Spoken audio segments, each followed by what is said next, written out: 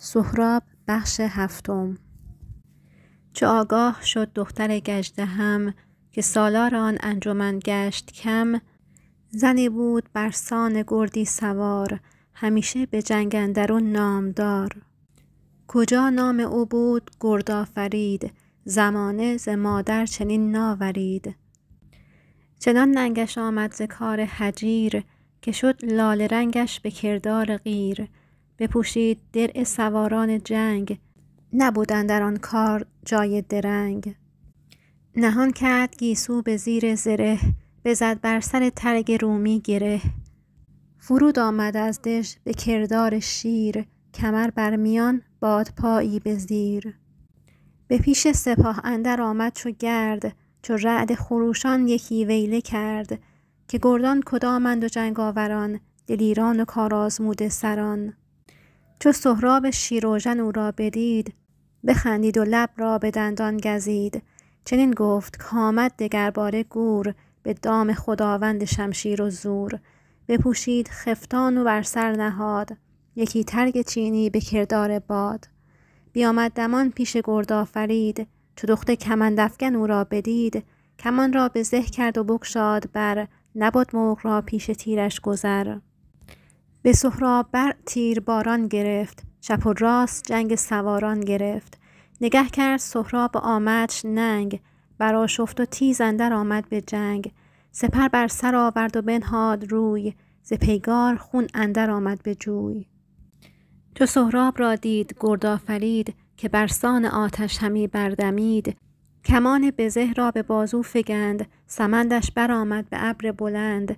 سر نیزه را سوی سهراب کرد، عنان و سنان را پر از تاب کرد. برآشفت سهراب و شد چون پلنگ، چو بدخواه او چاره گر بد به جنگ. عنان برگرایید و برگاشت اسب، بیامد به کردار آذرگشسب. زدود سنان آنگهی در ربود، در آمد بدو هم به کردار دود. بزد بر کمربند گردآفرید، زره بر برش یک به یک بردرید. ز زین برگرفتش به کردار گوی، چو چوگان به زخم اندر آید بدوی. چو بر زین بپیچید گردآفرید، یکی تیغ تیز از میان برکشید. بزد نیزه او به دو نیم کرد، نشست از بر اسب و برخاست گرد. به آورد با او بسنده نبود، بپیچید از او روی و برگاشت زود. سپهبد عنان اژدها را سپرد، به خشم از جهان روشنایی ببرد. چو آمد خروشان به تنگ اندرش، بجنبید و برداشت خود از سرش. رها شد ز بند زره موی اوی، درفشان چو خورشید شد روی او. بدانست سهراب کاو دختر است، سر و موی او از در افسر است. شگفت آمدش گفت از ایران سپاه، چنین دختر آید به آوردگاه. سواران جنگی به روز نبرد، همانا به ابر اندر آرند گرد. ز فتراک بگشاد پیشان کمند، بینداخت و آمد میانش به بند. بدو گفت کز من رهایی مجوی، چرا جنگ جویی تو ای ماه روی. نیامد به دامم به سان تو گور، ز چنگم رهایی نیابی مشور.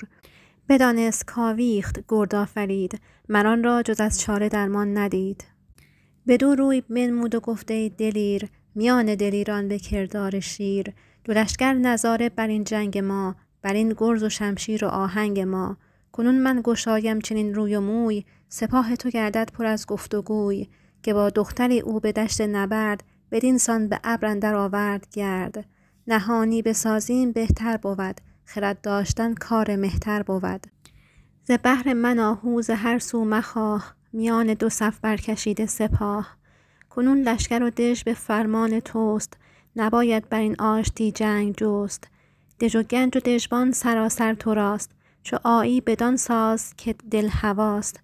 چو رخساره بنمود سهراب را، ز خوشاب بگشاد عناب را. یکی بوستان بد در اندر بهشت، به بالای او سرو دهقان نکشت. دو چشمش گوزن و دو ابرو کمان، تو گفتی همی بشکفد هر زمان. بدو گفت کاکنون از این بر مگرد، که دیدی مرا روزگار نبرد.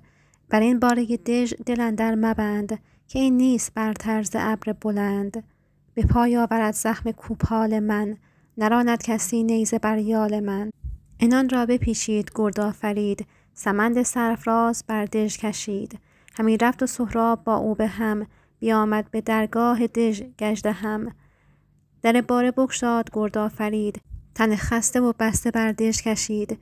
در دژ ببستند و غمگین شدند، پر از غم دل و دیده خونین شدند. ز آزار گرد آفرید و هجیر، پر از درد بودند برنا و پیر.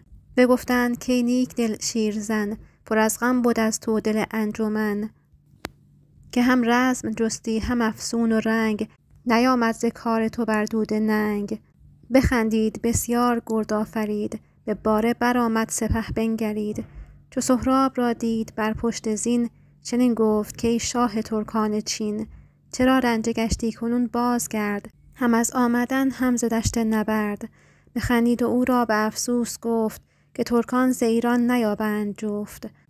چنین بود و روزی نبودت ز من، بدین درد غمگین مکن خویشتن. همانا که تو خود ز ترکان نیی، که جز با آفرین بزرگان نیی. بدان زور و بازوی و آن کتف و یال، نداری کس از پهلوانان همال. ولیکن چه آگاهی آید به شاه، که آورد گردی ز توران سپاه. شهنشاه و رستم بجنبند ز جای، شما با تهمتن ندارید پای. نماند یکی زنده از لشکرت، ندانم چه آید ز بد بر سرت. دریغ آیدم کین چنین یال و سفت، همی از پلنگان بباید نهفت. تو را بهتر آید که فرمان کنی، رخ نامور سوی توران کنی. نباشی بس ایمن به بازوی خیش، خورد گاو نادان ز پهلوی خیش. چو بشنید سهراب ننگ آمدش، که آسان همی دژ به چنگ آمدش. به زیر دژ اندر یکی جای بود، کجا دژ بدان جای بر پای بود. به تاراج داد آن همه بوم و رست، به یکبارگی دست بد را بشست. چنین گفت که امروز بیگاه گشت، ز پیگارمان دست کوتاه گشت. برآرم به شبگیر از این باره گرد، ببینند آسیب روز نبرد.